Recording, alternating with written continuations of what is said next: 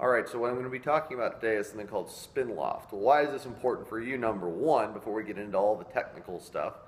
This is important for you because you need to understand how and why the golf ball spins, both hitting approach shots, hitting pitch and chip shots, and of course driving the golf ball. If we want to hit the ball as far as we possibly can off the tee, we need to understand what makes the ball spin and how to control the spin of the ball. So today we're going to talk about spin loft just as it relates to the short game, and we're going to move on to the full swing in further videos. So, number one, let's assume this is angle of attack. Okay, so this would be a level angle of attack. If I'm going to hit down on the golf ball, like we would ultimately like to, it's going to go this way. If I want to hit up on the golf ball, like we might for a driver, it's going to move this way. Okay, so that's the first thing to know. The second thing here is the dynamic loft of the club face at impact. So this little black line here coming out of the club face is going to designate the club face at impact, or the dynamic loft of the club. All right, so for the sake of argument, it's not going to happen. The dynamic loft is going to be less than the actual loft of the club in the majority of cases. But just for the sake of argument, let's say we've got our pitching wedge here. We're coming into the golf ball at a zero angle of attack. All right, and the dynamic loft of the golf club is going to be 48 degrees. So then the spin loft of the golf club, or the difference between the dynamic loft and the angle of attack, in this case is 48 degrees. If we were to hit down on the golf ball more, or increase the angle of attack, all right, we hit down on the golf ball more, if the dynamic loft of the club stayed the same, we would increase the distance between these two things, therefore increasing spin loft or increasing spin. But ultimately what happens when we hit down on the golf ball, right, the dynamic loft of the golf club goes down, as well as the angle of attack, keeping spin loft relatively the same. And like we talked about, there are other things that go into it, like club head speed, like centerness of contact, especially when you get into more lofted clubs. So very often hitting down on the golf ball, you can actually spin the ball more without increasing spin loft. But don't worry about that for right now. We're going to talk about that as we go. This is just a practical example for you to understand spin loft. So let's hit a few golf balls. So here we are in our studio on our TrackMan launch monitor. What I'm going to do for you now is demonstrate a few different shots.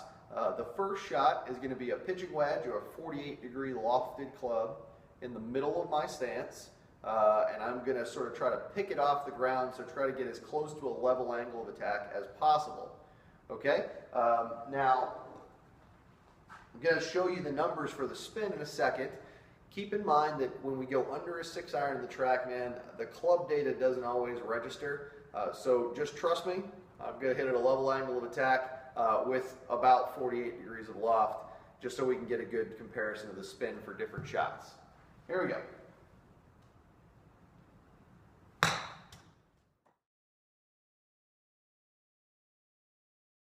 So there we go. We have a good baseline spin rate now of 41.24.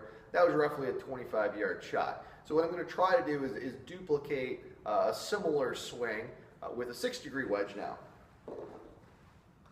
So again, I have a 60-degree wedge. I'm going to hit it out of the middle of my stance, so a relatively level angle of attack.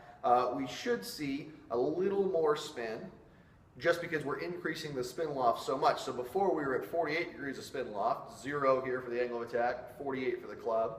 Now we've got 60 for the club, and we're going to keep it at level. So we should see the spin go up just a little bit.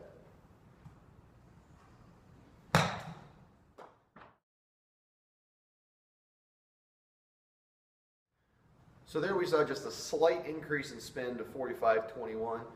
The reason it doesn't go up more is because the angle of the club face is greater. You're not compressing the ball as much, getting quite as much club head speed. So now what we're going to see is we're going to put the ball back in our stance, all right, with a 60-degree wedge still. So we're going to increase that angle of attack. And in doing that, obviously the dynamic loft is going to go down a bit too. But what you're going to see here is more spin coming off the ball with a very similar swing.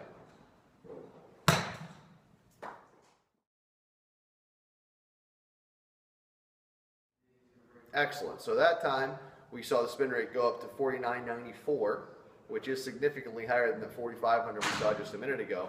So hopefully this helps you understand your short game. We want to put the ball in the middle to back to our stance, hit down on the golf ball more, thereby compressing the ball more. If you need to spin it more, you take a more lofted club, increase that spin loft, and this is going to give you a lot more control around the greens.